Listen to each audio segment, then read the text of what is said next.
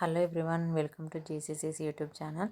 ఈరోజు అయితే గుమ్మడికాయ కర్రీ రెసిపీ చూపించబోతున్నాను. దానికి కావాల్సినవి ముందుగా గుమ్మడికాయని అయితే పైన పొట్టు తీసేసి ఇలా చిన్న సైజు ముక్కలుగా కట్ చేసి పెట్టుకోవాలి.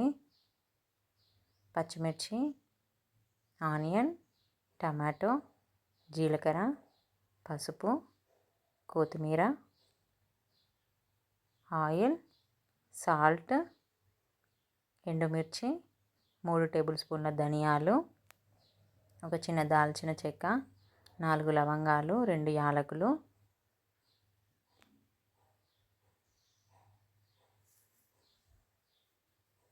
ఒక 2 టేబుల్ స్పూన్ల నువ్వులు, 1 టేబుల్ స్పూన్ సోంపు.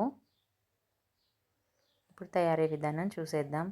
ముందుగా స్టవ్ ఆన్ చేసి కుక్కర్ కానీ గిన్నె కానీ పెట్టుకొని గుమ్మడికాయ ముక్కలు వేసుకోవాలి. ఇందులో 1 గ్లాసు టీ గ్లాస్తో వాటర్ తీసుకోవాలి. ఇప్పుడు కుక్కర్ క్యాప్ పెట్టేసి 2 విజిల్స్ వచ్చేంత వరకు వెయిట్ చేద్దాం. 2 విజిల్స్ తర్వాత గుమ్మడికాయ అయితే మంచిగా ఉడికిపోయింది. ఇప్పుడు స్టవ్ ఆన్ చేసి ప్యాన్ పెట్టుకొని ఇందులో ధనియాలు, ఎండుమిర్చి, మసాలా దినుసులు వేసుకొని దూరగా ఫ్రై చేసుకోవాలి. ఇప్పుడు సోంపు యాడ్ చేసుకోవాలి.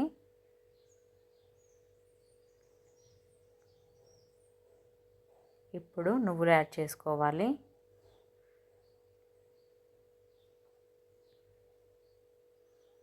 దూరగా ఫ్రై చేసుకొని పక్కన పెట్టుకోవాలి.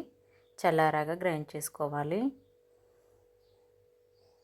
ఇవి చల్లారేంతలోపు అయితే స్టవ్ పైన ప్యాన్ పెట్టుకొని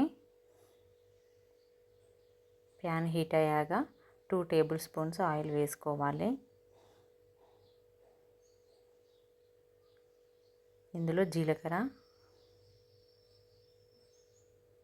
పచ్చిమిర్చి, ఆనియన్ వేసుకోవాలి. ఇవి వేగేంతలోపు అయితే మనం చల్లారిన దాన్ని గ్రైండ్ చేసుకుందాం.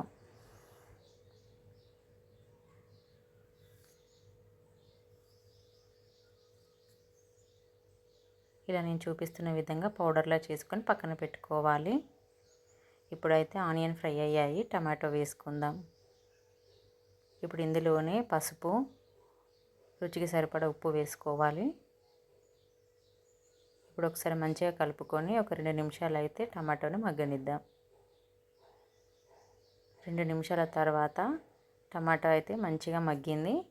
ఇప్పుడు ఇందులో మనం గ్రైండ్ చేసుకున్న పౌడర్ని యాడ్ చేసుకోవాలి.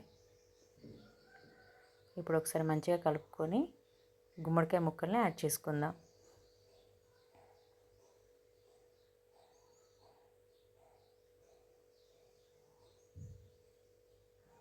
ఇప్పుడు ఒకసారి మంచిగా కలుపుకొని కొన్ని వాటర్ యాడ్ చేసుకుందాం.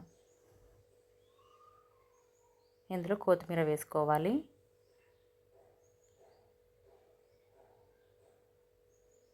ఇప్పుడు ఒకసారి మంచిగా కలుపుకొని ఒక 2 నిమిషాలు అయితే కుక్ అవ్వనిద్దాం.